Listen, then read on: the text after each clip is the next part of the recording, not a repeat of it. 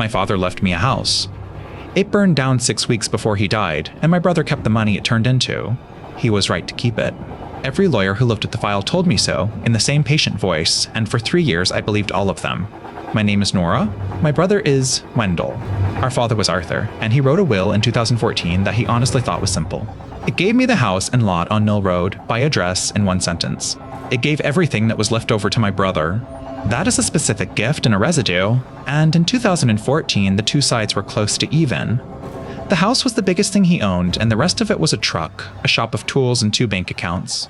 I had lived in that house since I was 31, in the back 2 rooms, because my dad's hands had stopped working and somebody had to be there at night. 9 years of that, and he never once asked me to. My brother lived 400 miles away and called on Sundays. I want to be fair to him about this because it matters later. He never missed one. Then, on the 14th of February 2021, a wire in the kitchen wall behind the stove got hot enough to light the framing, and by 4 in the morning there was no house. My dad got out. I got him out through the side door in my socks. He sat in my car in the turnaround with a blanket over his knees and watched the roof go, and he did not say one word for 40 minutes. The insurance company approved that claim in 3 weeks. It did not pay it for another 5. By the end of this, you will know why, and that gap is the entire story. But you need the version I believed first, because I believed it a great deal longer than my brother ever needed me to. The policy was a plain homeowner's policy on a plain house. The dwelling limit was $346,000, which was more than that house would ever have sold for, and everybody knew it. He had carried that policy for 31 years without one claim. He paid it every February, in person, with a check he wrote standing at the counter. The adjuster came out on the 19th.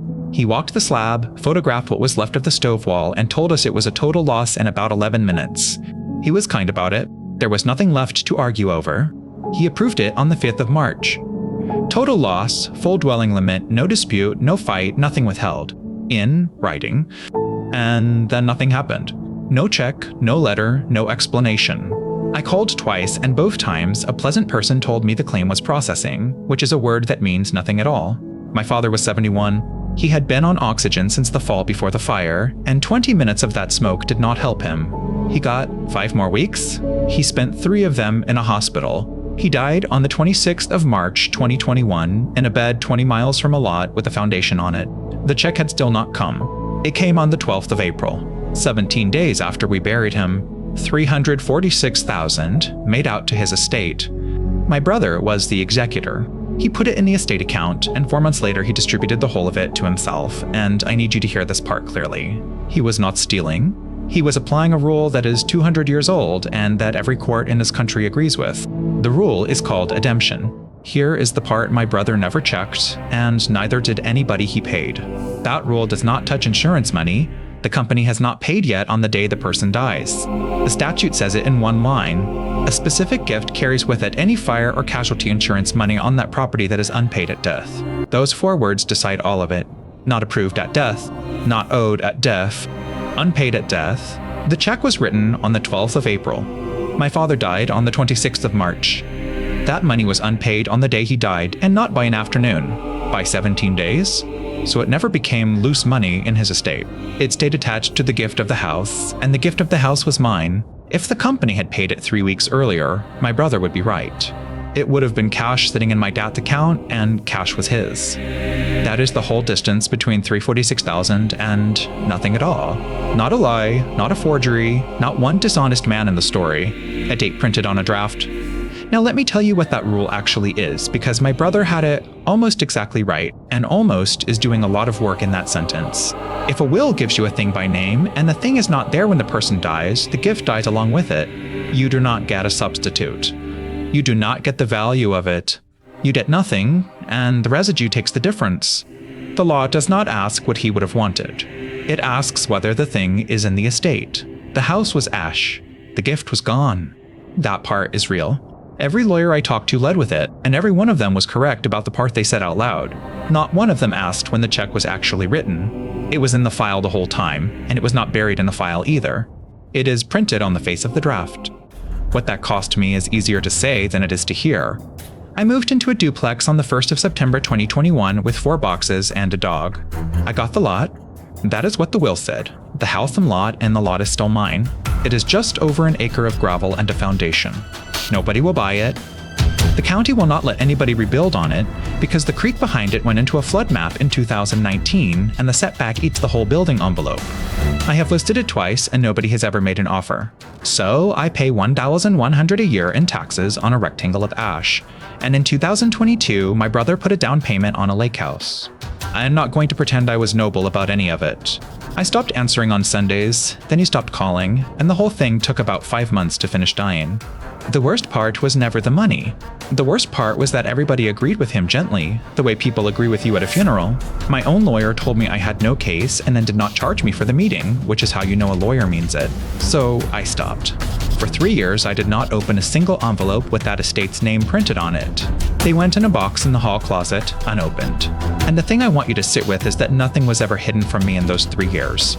Not one page of it. The claim file was 60 pages, and I had a full copy of it in that box the entire time. The date was on page 4. I had read page 4. I had read it out loud to my brother on the phone in 2021 as evidence of how slow those people were.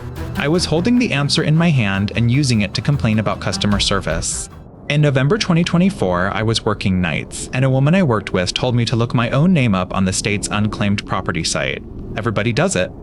You type your name into a box on a government page, and it tells you whether somebody is holding money with your name on it. She found $60 from a utility deposit she forgot in 2009. I typed mine in mostly to be polite about it. There was a line with my name on it, and the number beside it was $2,600. The holder was the insurance company that paid out on my father's house.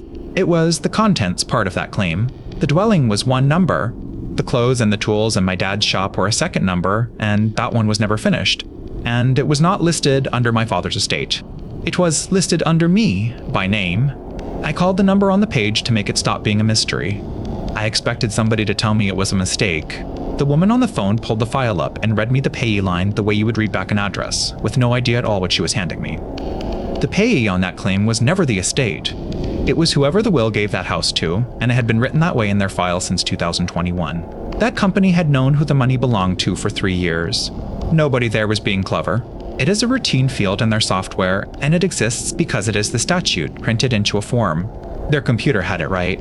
4 lawyers, 2 accountants, my brother and me all had it wrong, and only one of us was getting paid to be sure.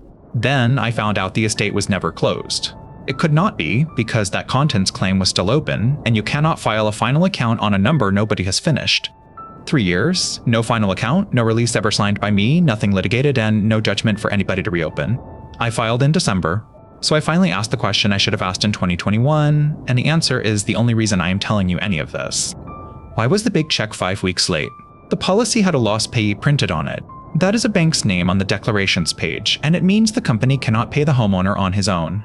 That bank was on there for a mortgage my father took out in 1998 for $52,000 to put a roof and a well on that house. It was the only money he ever borrowed. He paid it off in 2016. He was proud of it. He told the same story about it to the same 4 men at the feed store counter for 5 years. But he never recorded the release. The bank mailed him the satisfaction, and he put it in the drawer under the phone with the appliance warranties, and there it stayed for 5 years. So in that company's file, in February 2021, the house still had a lender on it, and no company is going to cut a draft to a dead man's estate over an open lien. So they waited for that release to be recorded. It was recorded on the 9th of April 2021, 14 days after my father died. The check was written 3 days after that. My brother recorded it. He carried it into the courthouse himself, 2 weeks after the funeral, to clean the title up on a lot that nobody wanted. He did that to tidy up an estate he was about to pay to himself. It is the only reason that money was still unpaid on the day our father died, and it is the only reason it was ever mine.